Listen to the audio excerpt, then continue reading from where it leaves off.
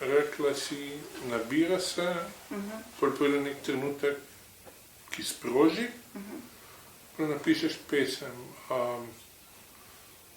Imaš mogoče pregled, kako razliko naredi pesem?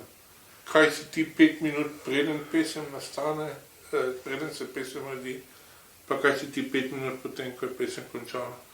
Kako razliko naredi pesem? Ja, najprej sem tak ves čas vznemirjenja, tečna ali kakšna. V bistvu bi rekla ustvarjalno tečna, sploh še nimam možnosti, da zabeležim. Ampak ta proces ni trenuten, kot sem prej povedala, se mi dogaja. Ampak ko se izlije, bodi si na papir ali računalnik ali v telefon, je pa odrešitev. Okay. Ja, počutim se, kot da sem nekaj dobrega naredila in sama sebe ali to notranjo silo izpustila v svet in se umirila.